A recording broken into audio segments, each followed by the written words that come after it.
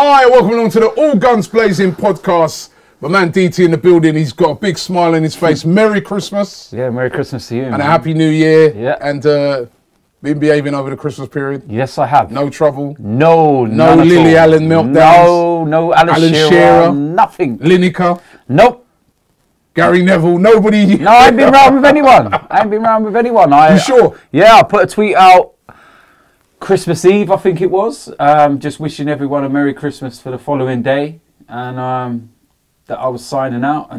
Signing out? I told you. Yeah, till Boxing Day. Deal. Told everyone I'll be back on Boxing Day for some more banter, but from that was it, and then spent a couple of days, you know, Christmas with the family, the missus, the kids, and that's nice, man. just took a break from it all and just enjoyed myself, and you know. Oh, that's lovely. That's what it's all about, you know what I mean?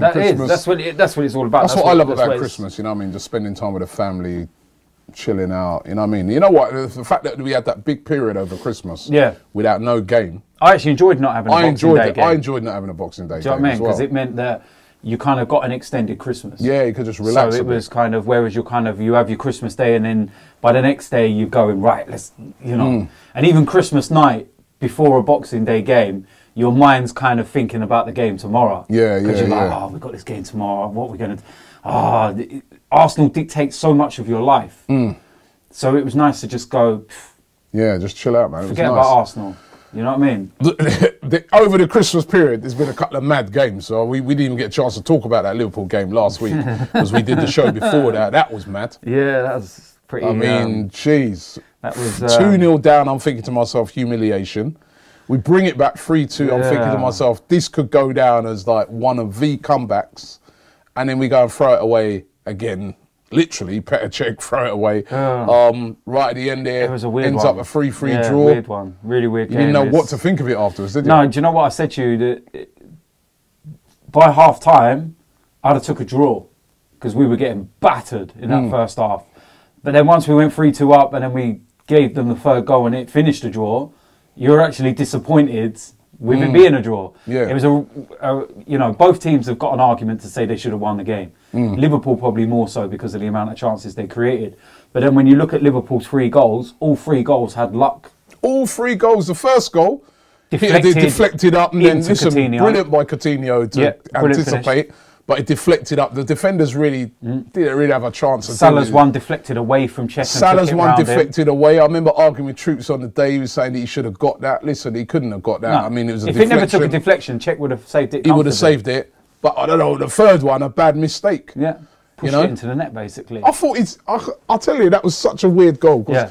He was like, oh, great save. Yeah, and then you see it go in. The ball going the other end, you're like, hey? Yeah. But then on the flip side... Imagine that one on spot the ball. Yeah, but then, you know, on the flip side, Mignolet should have saved Granit Xhaka's He should have saved that, yeah. I mean, listen, it was an incredible game. It's as if Arsenal, it's as if, like, somebody's there saying, listen, so that we can get more TV games, right? Every time we're on TV, let's provide the utmost of entertainment. So yet again, against Palace now, right, 3-2. I mean, another incredible game. Great performance going forward. By Arsenal. One of the best I've seen away from home this season. Yeah. What we've been asking for. Quick start, dominant, and they were. But again, just, you know, I mean, we're cruising the game. Make hard work of it. And we let them back in, and we let them back in. Again, another mad game. Yeah. Do you know what? That one, I think that was a lot more controlled in comparison to Liverpool. Madness. Yeah, in comparison to Liverpool. Because, to be honest with you, apart from the 5-minute spell at the start of the second half, and when they got the second goal in the 90th minute, I never felt worried in that game. What about when Zaha had that header that he should have scored, right? He just put it wide. There was a couple of other... The one where I said he had a head shaped like a 50p. Yeah.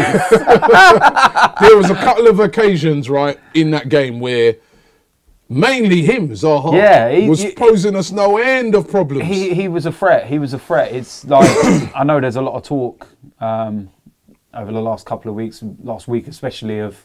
You know, could he be a player that comes to Arsenal? Could he? Alexis is going to go, we know. You know what? The thing out is, on that wing? You know what? The thing is with Zaha is consistency. This season, he's been consistent this season. He has been a good player, and it's, you know, my comment about his head is tongue-in-cheek. Do you know He's what I only mean? saying that now in case he comes. In case he comes, you know what I mean? Actually, But no. we interviewed him this year. He was a really nice guy. Do you know what? Really quiet guy. You know what the thing is with him, right? Is that he seems a very down to earth guy, very family orientated as well, and stuff like that. And without sounding disrespectful to Crystal Palace, he's too good for them. Yeah. You know, he had the chance at Man United, which a lot of people forget because it kind of just, you know, it never went for him up there. I like him. I look at it and I say, you know what? Welbeck, Theo, could he offer more than them? Yeah, he could. I think, right, a guy like Zaha out on the wing, right? Causes problems. He causes no end of problems, and you don't know whether he's going to come in and run at you directly or whether he can take it to the byline, and he would provide that width. The one thing Palace had yesterday was width. Yeah. Something that we've been lacking all season, and a guy like Zaha would provide that width. He's very... Two players, actually. There's also... Out of these two players, let me ask you the question. Could these two players replace Alexis, right? Now, obviously, Zaha, I'm not saying they're better than Alexis, but, you know, they may, because of what they do, they might give a team a better balance. Zaha or Mahrez. Mahrez, again, I think is another player that, I think in a team like Arsenal, I think he'd do bits. Can we not just get both? Well, come on. We got the money for it. And then at the end of the day, Zaha can play on the left and Mahrez can play on the right. That'd be some... You know what I mean? Ozil, Wilshere, Lacazette. I like the sounding of that, but would we go out there and... Well, Zaha would be 50 million, Mahrez would be at least 50 million, that's 100 million. You know, how long Zaha got left on his contract? I don't actually know. I haven't looked into... They both got pretty long contracts, I would have thought. But, you know, at the end of the day, if Liverpool paying £75 million for a defender, then, you know, if you're going to play for someone that's... pay money for someone that's in attacking sense, yeah, you're going to have to pay a lot of money. Mahrez, it's pretty obvious he wants out of Leicester. I'm still surprised that he's even there. But he's been playing well. Again, he has. It's, you know, it's like he's in the shop window. He scores goals. He's tricky again on the wing. He's good at free kicks. I think he'd be superb for Arsenal. Honestly, I'll take both of them. I think... It's not a bad shot. I think that replacing Alexis is a really difficult thing. I love Alexis all day long, and I'll be gutted when he goes. Absolutely gutted, because it's taken years for us to get a player with that winning mentality. Yes, he's selfish. Yes, he's very self-motivated. But the guy's a winner. When was the last time we had a player like that? You're talking Henry days, you know? But sometimes you can have a guy that's an individual, great. But sometimes you need a better team. Yeah. I know, I understand that, and so that's why I'm saying. What you're saying there, Mahrez on one wing, Zaha on the other wing, with Lacazette down the middle. Immediately, both of those players will give us that. But that's what I'm saying. One of them, I don't think is going to replace Alexis. One of them's not enough to replace him. But two of them, then it could definitely soften the blow. Yeah. You know, and then... Soften the blow could even make us a better player because of the balance. Well, yeah, and not just that, but, you know, if he goes to Man City, it's going to hurt, you know, and I'm not going to abuse him. When we play him, I probably will, you know, but that's nature. It's more hurt. It's the Fabregas thing. There's a lot of fans out there hate Fabregas, but deep inside, they still love the guy. You know, and you boo him and give him a bit of abuse. Is it because with Fabregas and with Alexis, you kind of understand it? You say to yourself, you know what, I can understand why these guys, even looking back now, you can understand Van Persie. I will never understand Nasri, Adebayor. They deserve every bit of abuse that they got. Went purely for money. Yeah, they deserve. But Van Persie, when you look at it, Van Persie walked away. When Van Persie finishes his career, right, he's going to sit there and go, I left Arsenal and within a year I won a Premier League trophy. So when he sits there to his children and his grandchildren and everything else and shows them a Premier League winner's medal, do you think he cares? Of course you don't. A career is short. Fabregas the same thing. Fabregas the same thing. He went to his boyhood club. It wasn't like he left us to go to Chelsea. It wasn't an Ashley Cole. right? He left to go to his boyhood club. Yes, there was a few problems before he left, and you know, it was very obvious he wanted to go, and there was the whole saga of players trying to put shirts on him after the Spain celebrations, but he had the opportunity of coming back to Arsenal. We had the opportunity of taking him. Actually, when you check it out, right, all these players that have left have gone on to win things. Yeah. That's the damning thing. And until we can get to a situation where we start winning big things again, that's the only way you keep these players. Yeah. If Arsenal were winning the league, Alexis wouldn't want to go anywhere. He'd be like, you know, they love me here. I love it in London. I'm staying here. But these guys, they're ambitious guys now. They want to win. It's not just about money when you're one of the really top players. It's about what you. It's about what you can show at the end of your career. Yeah, you want to have a legacy, and at the moment, for those really elite players, they're looking at Arsenal, and we've fallen. And actually, that's what I wanted to do on this show, was speak about this year, because this year we're coming towards the end of the year now. We're going to be in 2018. 2017 has been a real roller coaster year for Arsenal. It's been the absolute roller coaster year. In that, I was looking back over some videos, because we're compiling top 10 videos of 2017. You have to watch that. That's going to come out, right? And wow. I wonder how many I featured in. Well, number one, you know what? I'll tell you what, right? I'd say that you're probably the most viewed football fan, maybe in the world at the moment. It's crazy. Right? Because I was looking back at some of your videos, right? And there's a video over 2 million views, over 1 million views. I mean, consistently, you are the most viewed football fan, right? Now, the thing about it, right, is that when I was looking back at the videos, I was like, oh, flipping hell, what a year. What a year. I mean, we had all the Wenger out stuff. You with banners saying that he's got to go, ranting, loads of, not just you, loads and loads of fans saying that Wenger's got to go. Planes being flown over with Wenger's got to go. I was watching a video where I interviewed one of the guys from the BSM, where they campaigning to get Wenger out and all that. Then, you know, he had that really horrible couple of months, Wenger, where most people were thinking, that's it now, he's going to go, he's going to get sacked and that. But then he went on another run towards the end of the season, but still missed out on the top 4. So then a lot of people were like, you know what, it's it now, he's not going to sign a new deal. This wins the FA Cup. He wins the FA Cup. Everybody's elated after that. Great win, you know, and actually fantastic win, because to win it, again, when I was watching back the videos, everyone's like, how are we going to win the FA Cup? We got to beat Man City in the semi-finals, who are playing brilliantly. We got to beat Chelsea in the finals, the champions, who are going for the double. We beat both of them, right? He wins the FA Cup. It's crazy. He then signs a new contract, right? We then have I was looking back at videos, Transfer Daily. Oh my God. We signed Lacazette early in the summer. We're all thinking, yes, Wenger's changed. I wasn't. Wenger's going to have a brilliant transfer window. He then, and he had Kolasinac already. He then doesn't sign anybody else. We have the whole saga of the contracts with Alexis Sanchez and Ozil not signing, and Jack Wilshere, which none of them still haven't signed a new deal. And that's going to be lingering into 2018. The last minute day stuff where we then tried to sell Alexis for 60 million to then get Lamar, and that all fell through. Then we started off the season unprepared as usual. Went to Liverpool, got smashed. Went to Stoke, lost. It's just been the same. It's like, it is such a roller coaster. When you break it down, it's like, welcome to the life of an Arsenal fan. That's, what are your memories of this year? Do you know what? It's been, for me personally, it's been a roller coaster.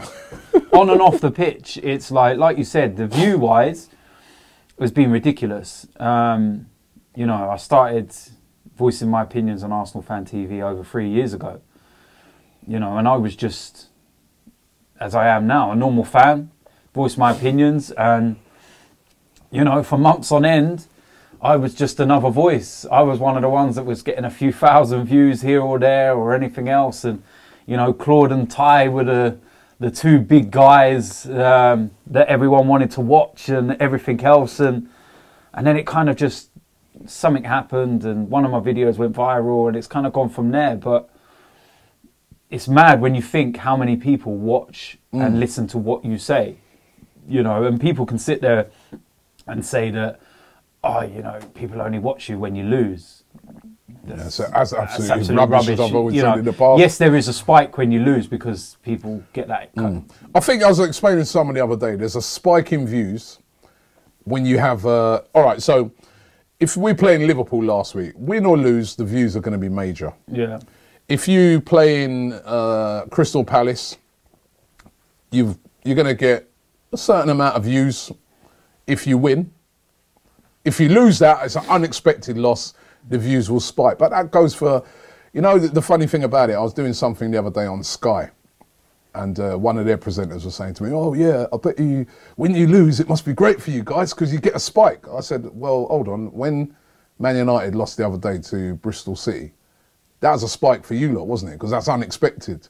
Everybody was then talking about it. It was massive. I go, if Man United would have beaten Bristol City, that would have just been a regulation game and there'd be no talking. But I go, the amount of talking points, the amount of it, he goes, yeah, actually, that is true. We get a massive spike when that happens. So I don't know why everybody looks on us and says, oh, what, you know, it's ridiculous. We're there every single game, week in, week out. Do you know what the funny thing was, is that I had a lot of people messaging me the other week because Flex, obviously, when we done the show the other week, does the Man United equivalent of what you do.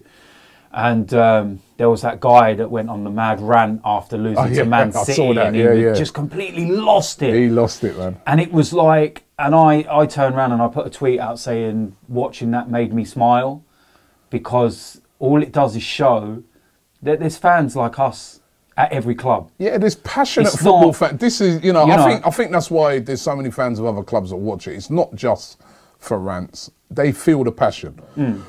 I speak to so many football fans who say to me, they go, listen, there's fans like the guys that I see on ArsenalFanTV at our club.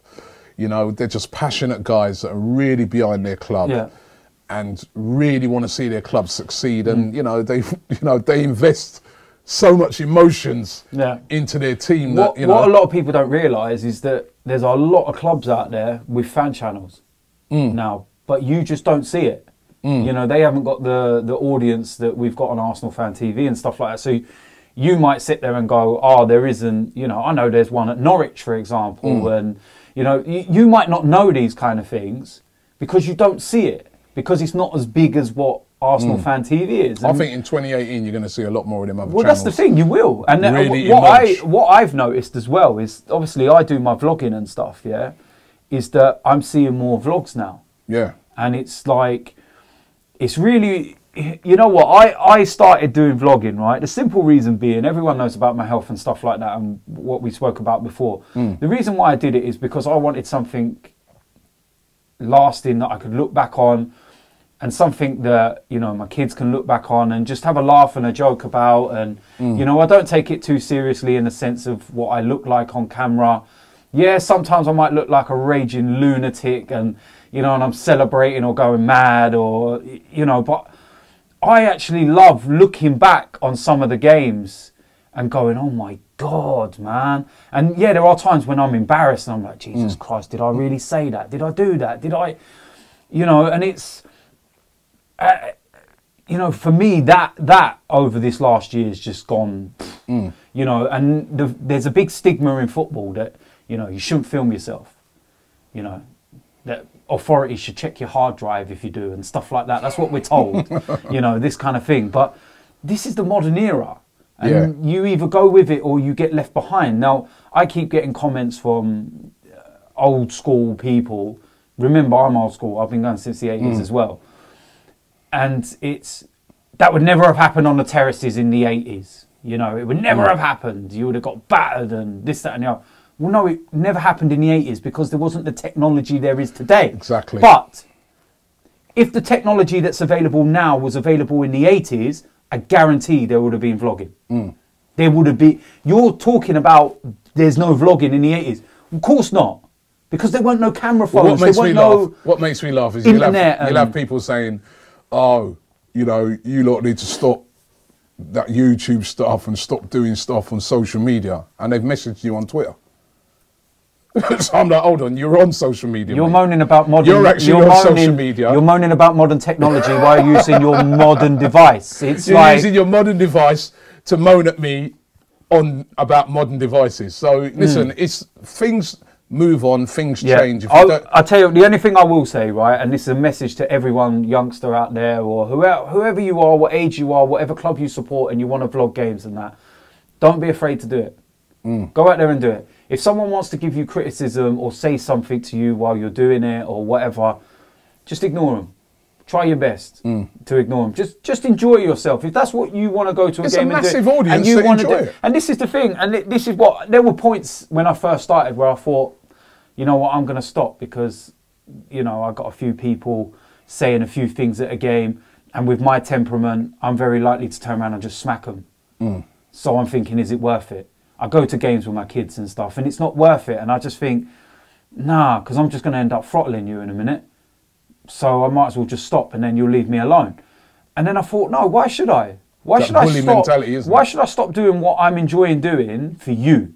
And then when I get countless messages from people that support what I do, saying I can't get to games, I'm not lucky enough to go to games, I can't afford to go to games, but you make me feel like I'm at a game. I feel closer to Arsenal because of you. Yeah, we get a lot of that. I've got people who've been saying we started supporting Arsenal. The good outweighs the bad. Now, the one thing I've started to learn, and it has taken me a long time, and yes, Father Robbie has coached me and brought me along to try and tell me this, with Father Robbie. You know, with the whole, you know, replying to certain people. A lot of people have said to me, DT, you have a lot of haters. The reason why you think I have a lot of haters is because on my social media platforms, I only ever highlighted the haters. I was always responding to them. So all you ever used to see on my timeline was me responding to a hater. So in your mind, you're going, hater, there's a hater, there's a hater. And I forgot about responding to the people that were, you know, the positive people, the right people. So in your mind, you're looking at my timeline and going, all these people, you know, and even just like, when I said to you, I'd done like the Christmas thing and I said Merry Christmas and stuff like that. My Twitter feed is insane, right? I can't look at every single message that comes on there on my notifications. It's ridiculous. And I wish that I could reply to everyone, but I can't. But there's a few that I, you know, caught my eye, whatever, and they were wishing me a Merry Christmas to my family. And I made a note of saying Merry Christmas to you too, Merry Christmas. And I'd be there for hours and hours if I tried replying to everyone. And it's like, spend your time on the people that appreciate what you do. Positive brings positive, man. You know what I mean? Negative and it's like, negative. Let the negative people stay in 2017 or let them stay in 1970. Yeah. Because that's what era they're living in, and a lot of them. You know, at the end of the day, I see a lot of, we go to European games, for example, right? I see a lot of, I've got no problem with what you want to do. If you want to go to a European game, you want to get drunk. And you want to go over there. I've done it when I was younger. I remember going to Barcelona when Messi scored 4 that time. I was absolutely hammered. I can't remember the first half. But it was like, that's what you want to do, cool. But these people go over there, they do that. They also add a few little substances to the alcohol, right? And then they sing certain things that they shouldn't be singing, you know. I think that brings the club into disrepute and is more embarrassing for Arsenal than any vlogging, than any ArsenalFanTV video. Do you know what I mean? But I don't sit there and come up to you and go, state of you, look at you steaming drunk, been snorting lines, have you? Look at you. If that's what you want to do, that's what you do. Go about your business. Go about your business. You know what I mean? You'll grow up one day. And that's it. It's as simple as that. I mean, on that, I mean, remember the interview with Gary Neville? You know, was that 2017? Was that this year? That's this year, yeah. That feels like years ago. That's this year. That was after sort of following the Chelsea game, wasn't it? when he made those comments when we got, and that was embarrassment comments. That was big. And yeah. Sitting down with him, and actually he was quite a nice guy, wasn't he? You know, remember we were going there, we're like, right. You know the worst thing about him. This, we're going in. And the worst thing about Gary Neville, yeah, is that, and you know, we spoke off camera with him in length before we started and when we finished, and this is what a lot of people won't see. They might think that Gary Neville turned up, sat down, done an interview, got up, went.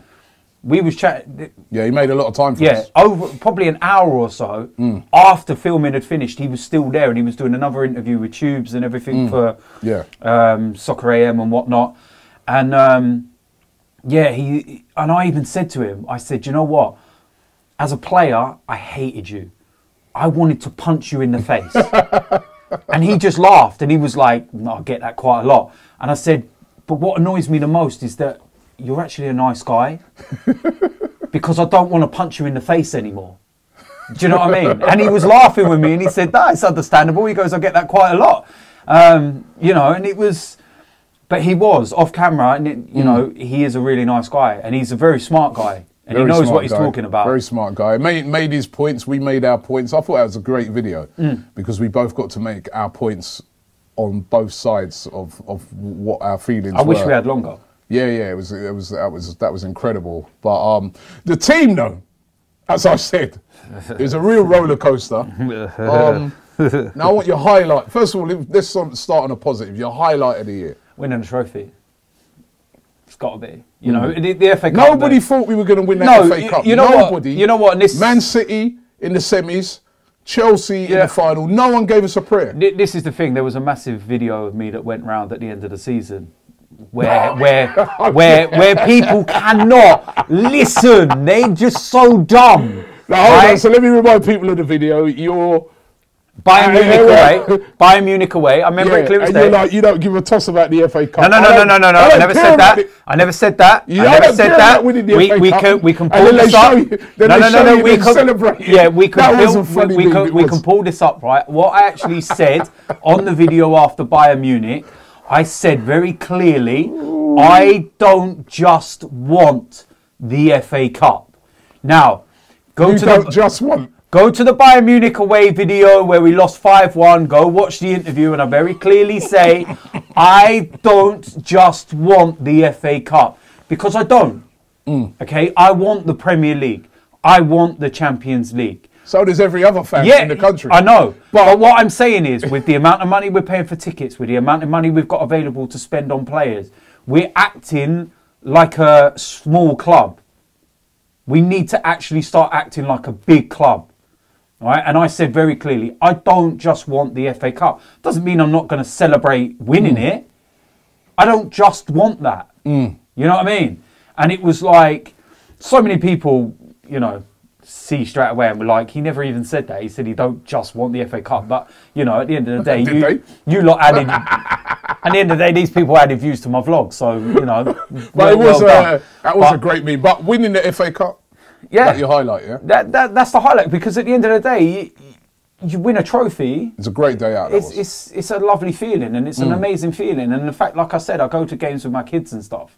So to be able to share that with my children, it's an amazing feeling.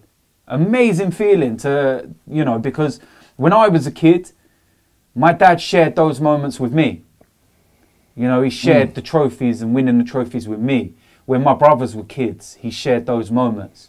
And it's something that's passed down through my family. So for me to share those moments with my children is just like, it's beautiful. All right, that's your highlight of the year. Downside of the year. What didn't you like this year? Wenger signing a new contract. I had a feeling you might say that. What? It's simple facts. Simple facts. Why? Look at us this season already. What's changed? We've gone backwards. Come on. I'm laughing about it now because at the end of the day, there's just... You know what I said to you, countless interviews, I said I'm not even getting as angry as I used to be anymore because I'm just... It's like a regression. You just kind of... You know what? We've just got to deal with it till he's gone. What's the point anymore? Why are we moaning? What's the point in bringing banners out? They didn't listen last year. Why are they going to listen now? He isn't going to leave. They're not going to sack him. So what's the point?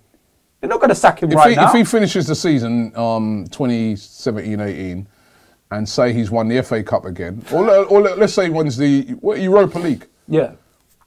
Europa League on top 4. Would that have been a good season for you? You know what? The fact that we're so far behind Man City just kind of reiterates. But everyone's miles behind Man City. I know, but it just shows. But the difference is that everyone will do something about it. Everyone will try to make that gap smaller and overtake Man City. Liverpool already started. Remember, they got Keita coming in the summer, so he's already done. So that's that defensive midfielder side sorted. They just bought Virgil van Dijk. That's a defender sorted. They're most likely in the summer going to go out and get a goalkeeper. So Liverpool are trying to bridge the gap. Manchester United, they'll throw money at it in the summer and go, right, got to bridge that gap. Chelsea, they'll throw money at it and say, right, we've got to bridge that gap. Arsenal, though, it's all right, we're in the top 4. Cool. That's what I mean. I don't see any... Yeah. I'll be honest with you now. I don't care about the Champions League. Right now, I don't care. I'm never going to win it. I want to get back in it. I don't. I do. I don't. And I'll tell you why. You don't want to get back in the Champions League? Because season tickets will go up by £300 again. Yeah? Listen, the best thing about going in... listen. The best thing about going in the Europa League was the season tickets came down by over £300. Yeah, but I looked at the man renewal and I went, yes! Look at some of the games, right? Look at some of the games. Robbie. Wait. That Europa League, especially at home. Nobody's even turning up. Nobody's turning up for the Premier League games. There were still empty seats against Liverpool. There weren't no empty seats. There was empty seats. Where? Top tier. Where they always are. I didn't see no empty seats. Well, look up. Stop looking down. I never seen no empty seats. I'm telling you, Robbie. Listen, those Europa League games. The empty seats are happening on a weekly basis. Not Europa League games, the Europa League's bad. But even, do you remember when we've been playing... Spurs are going to play Juventus. We're playing Ostersons. I don't care. No, because you know what, Robbie. This is the thing. I want to be playing the biggest game. I've had more fun, right, trying to get to Belarus. I've had more fun. Yeah, it's fun this year. Yeah, I've had more fun in Serbia. I've had more fun in Germany. It's been good. It has been good. Yeah, it's lovely. But what about the home games? They're terrible. And then again, So? Our home games in the Champions League are terrible. No. Losing to Monaco. Getting battered by Bayern But it's still, they're big games, though. They're big games. You're up for them. I mean, whether you win or lose, they're them sort of games. I'm up for the Europa League. Why are we dismissing the Europa League like it's a nothing trophy? I'm not dismissing it. I want to win it. I used to be very dismissive of the Europa League and mock it. Yeah, and I used to. But then I'll tell you something. When I go to these European countries now that I'm going to, and I watch the crowd, for example, in Serbia and stuff like that. Yeah, it was wonderful. And you know what? Them guys, they don't disrespect the trophy. Listen. It's great. I've enjoyed going to those away trips. I think the home games have been terrible. They've been dire. Second teams playing, hardly anyone there. It's been boring after those games. I've not enjoyed them, right? I was going to box for one of them. Going to the away games has been a good experience, but I don't want to do that next year. I do. It's fun because we're doing it as a one-off. And the other thing is, I don't like these Thursday night games. I don't like Thursday night games. I don't want to be. No, I don't want to be. I don't want to be used to that. I don't want to be playing on a Thursday night. It is essential that Arsenal get back into the Champions League. It's not done any good to the Premier League form, is it? If you want the biggest players, they are not going to come to be playing in those sort of competitions. We have to get. I know we've had it over the years, top 4, but we have to get in that top 4 if we're even going to have any chance of signing some of the best players. You know what? It's amazing, isn't it, that all the years that we finished the top 4 and all these clubs used to mock us. It's a trophy, it's a trophy, it's a trophy. But they're now seeing the importance of it. Now, it's very important, whatever we want to say. All they talk about is, you're in the Europa League, we're in the Champions League. Listen, I understand the criticism of Arsenal because it's almost like that's been our priority, just to get in the top 4, where our priority should be to win the league, then you're automatically in the top 4. But being in the top 4 is absolutely essential for a club of our size. And I've enjoyed the away games, they've been great, but I've not enjoyed this competition. I want to be in the Champions League. It's great for this year. I'll enjoy it for this year, but next year again, back in this, I'd rather not even be in it. I'd rather than just go full tilt at the league, maybe like what Liverpool had a couple of seasons ago. But for me, nah. I mean, my highlight of the year is like you winning the FA Cup, because nobody thought we were going to win that. We was having a disgusting season in the league. And what's your lowest point? And then, you know, we went on. My lowest point was really all the negativity around, you know, with the whole Wenger contract signing. So it's Wenger signing a new contract? No. It's not. Hold on. I'm not going to say Wenger signing a new contract. It was actually all the stuff that went with. So that period where we were playing that bad, that it was so toxic that you were going to games and the vibe and the atmosphere was so bad. I mean, I don't think a lot of people don't go to as many games as we do, so they didn't witness it. But you'd be at games away from home and fans are fighting and arguing and stuff's going on, and the game ain't even started yet. It's still happening now. It's happening. It's not as bad now, but it's still happening now. You know what? Because but last season, for a period of about 2 months, it was really, really bad. I mean, I've never, ever seen it so bad. And I thought that was a really... Did you hear very, very slight Wenger out chants at Crystal Palace? No, I didn't. At 0-0. No, I heard Kroenke. No, I heard that's another downside. I mean, the way in which that board treated the fans this season and some of the things they said, I mean, that was utterly... And again... There's so many things still that need to change in 2018. Do you not think that toxic atmosphere is still just underlying? It's there. It's still there. It's still there. Yeah, I mean, I think if we went on a really bad run, that would all come to the fore again. And I think, you know, at the end of this season, they need to sit down and some serious... You look at it, we talk about the Liverpool game. Did you hear the boos at half-time? Yeah. That is how... And then just before Alexis scored, and they went 2-0 up, Alexis was getting booed. Yeah. Yep. That is how close, and we've sat here hundreds of times. And I have to say, I think a lot of it's of our own making as a football club. Yeah, massively. Their transfers, the way in which we've dealt with those contracts for those players. It's disgusting. We should have sold Alexis Sanchez. He wanted to go, sell him. We spoke about 2 players earlier who we could have replaced him with, right? We should have sold him. We should have, if Ozil wanted to go, we should have. We're not decisive enough. Going forward, if we're not decisive in 2018, it's going to be the same old thing. Do you know the simple facts? I think that we are at least 5 years behind getting anywhere of moving forward. The reason why I say this is because our squad has no value. None. They have messed up so badly that when Wenger does leave, it's going to take a new man years to repair it. Well, the thing that worries me about Wenger, even when he leaves, is that if the same people are in place on the board, is there going to be any difference? Well, you look at it. It could be worse. Who's our right?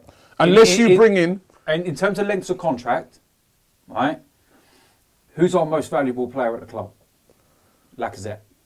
Yeah. He's our most valuable player. Then you would say... Kolasinac. Bellerin's got quite a long contract. Bellerin because of the length of contract. Yeah. Apart from that, our players hold no value.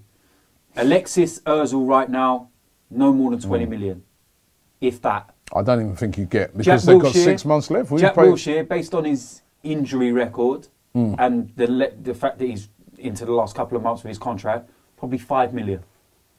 Right? Theo Walcott, how much is his value right now? Not a lot. 20 million? If that. Danny Welbeck? 15, 20. Aaron Ramsey, only got a year left on his contract. They've got to sign him again on a new contract. 20 million, if that is worth. So why these... Listen, I remember speaking to John Smith, the agent, before, nearly 18 months ago, and he said he's worried about our transfers. And he predicted it then, and it's all come to... And this is what I'm saying. They're bringing all these people in behind the scenes now. It's almost like they're bringing them in too late. Though. It is. They brought them in... It is too late for they're going to have current, to... But they've got to switch it all the way. And like I said, they've got to turn it all the way round.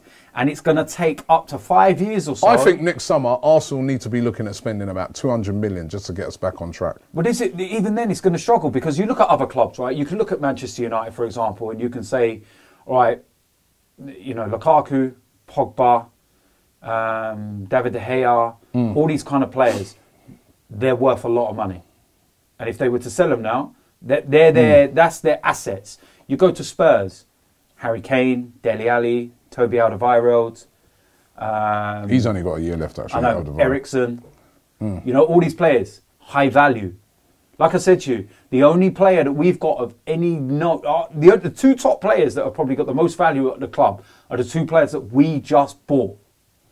One because he was a free transfer in Kolasinac, and Lacazette. Yeah, they're going to need to spend big money to get us back. That's what I'm trying to say to you, and that's what I'm trying to say. It's going to take years to turn this all the way around. So don't think this is going to get better anytime soon. Right. So quickly before we end the show here. Player of the season. Woo! Player of the year, should I say, not season. Player of the year. So that's the whole year from 2017. Oh, that's tough because there's been some seriously inconsistent, you know, performances throughout. Alexis. I was going to say it has to go to Alexis, even though he's been poor this season by his own... You say that, but he's still got more goals and assists than Eden Hazard. I'm saying by his own high standards. No, I know, but... I'd say he's definitely been our... It's going to be such a big miss. Worst player of the year? Poor.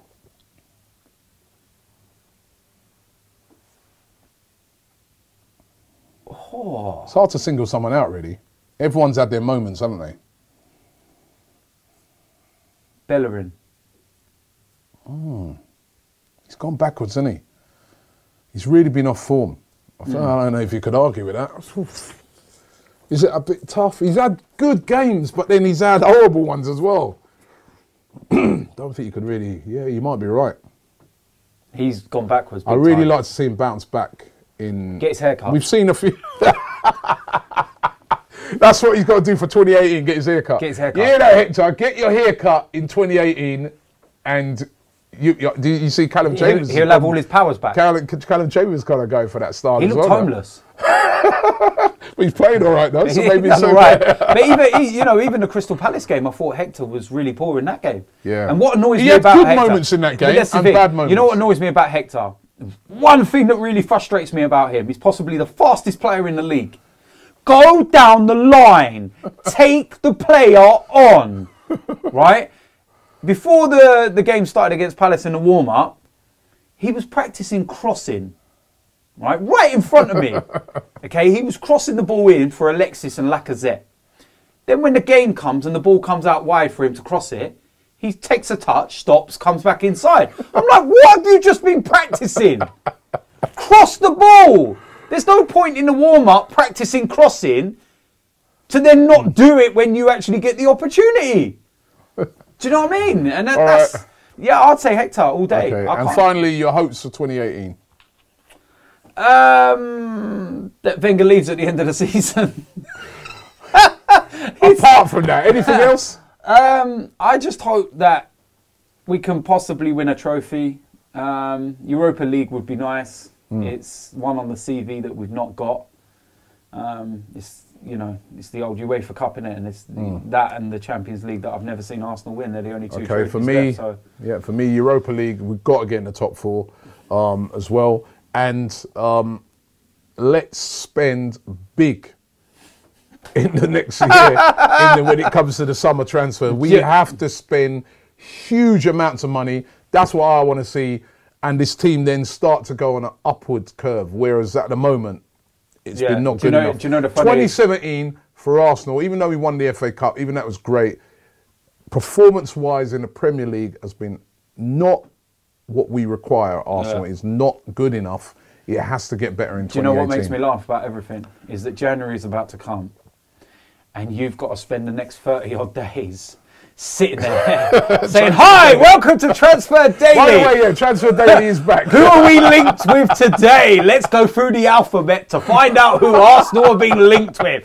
And then come the end of January, you'll go, "Hi, it's Transfer Deadline Day and we've still signed nobody." There you go. So, Happy New Year. Yeah, man. And Happy New Year to everyone watching. Exactly. Happy New Year to everybody watching. I hope everyone has a great year, and I hope everyone lives a healthy life. And I good hope health. Everyone's good. Good health, strength. Listen, love each other in 2018. I can't promise you that. Love each other. Thank you.